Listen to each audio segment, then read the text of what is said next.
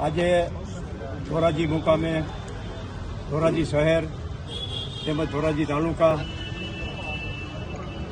કાઠી સમાજ, રાજપૂત સમાજ, શહેર તેમજ તાલુકાના બધા ભાઈઓ એકત્રે ધોરાજી ડેપ્યુટી કલેક્ટરમાં આવેદન આપવા આવ્યા છીએ, જેનો મુદ્દો એક જ છે કે રાજકોટ લોકસભાની ટિકિટ પરસોત્તમ રૂપાલાને આપી છે.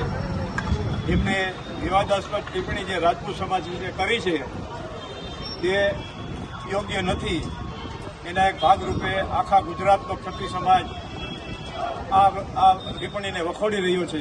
ત્યારે અમે બધાએ નક્કી કરી તાલુકા તેમજ શહેર તેમજ કાઠી ક્ષત્રિય ભાઈઓ અત્યારે આવેદનપત્ર આપવા આવ્યા છે.